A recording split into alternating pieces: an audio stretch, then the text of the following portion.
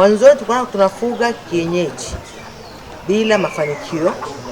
Tumefuga muda mrefu bila malengo. Tumefuga kwa hasara. Lakini baada ya ili shirika kututumia walimu na kuwasikiliza kila kipengele, tumepata faida kutokana na ufugaji wa ng'ombe, ufugaji wa kuku.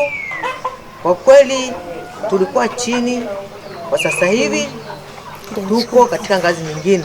Kwanza kabla hawajatufundisha sisi tulikuwa tunajua tu kukata migomba katika ng'ombe umeshakata ng'ombe. Kumbe walivyotufundisha yale majani ya migomba au ng'ombe hayana manufaa kwa ng'ombe. Ndio akagundua kwamba kule pia hatuna majani ya nini yenye tija kwa ng'ombe, na wakatuletea sasa zile mbegu. Sasa baada ya zile mbegu, mimi mazao nilikuwa napeleka kama lita 2 nachukua tu na mkono na mbegu na bado kwenye kilo, lakini kwenye vituo vya kukusanya. Sasa hivi mimi mazao yangu nachukua kwa ndoo napeleka kwenye vituo za kukusanyia. Kwa hiyo kuna kiasi fulani wamenivusha.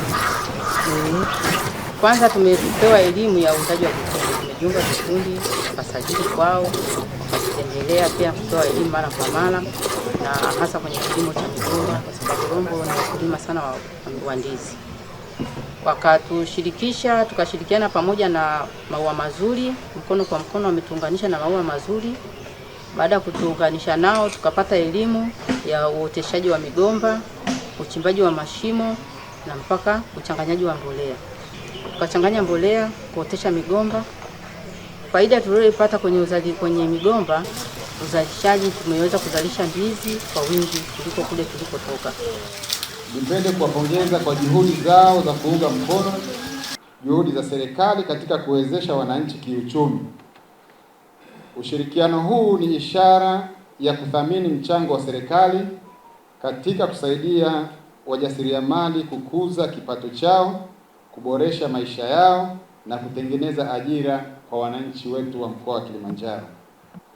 Wote tunajua na tumeona katika mawasilisho ya kwamba Scale Up Project ambayo imeisha imeweza kuwajengea uwezo wa wajasiriamali 544 kwenye mnyororo wa thamani wa ufugaji wa kuku, ng'ombe wa maziwa pamoja na kilimo cha ndizi.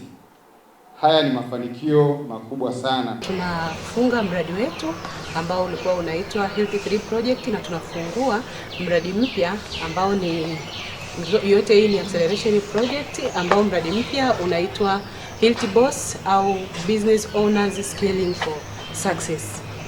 Hapa kwenye huu mradi wetu ambao sisi tunaita acceleration project, kwanza kwenye shirika letu tunakuwa na miradi aina mbili. Tuna base projects na acceleration projects. Base project ni ile miradi ambayo tunafundisha elimu ya ujasiriamali kwa ujumla, ambapo wakisha graduate kutoka kwenye zile base project, tunawachukua wale ambao wanakidhi vigezo, tunawa accelerate kwenda kwenye miradi ya ufugaji wa kuku na ng'ombe. Kwa hiyo tunawachukua wale ambao wanajishughulisha na shughuli za kuku na ng'ombe. Na katika eneo ambalo tulifanikiwa kwa kiasi kikubwa ni eneo la ufugaji wa ng'ombe wa maziwa, kwa maana ya kwamba tuliwezesha wale wanachama wafuge kwa namna ambapo watapata faida, waache kuwa katika kawaida, wafuge kwenye biashara. Na kazi kubwa ambayo tumeifanya ni kwenye eneo la malisho. Tuliwafundisha kwenye kilimo cha majani malisho, kwa maana kuna majani yanaitwa alfalfa. Yale majani yanaoteshwa na yanavunwa baada ya miezi mitatu.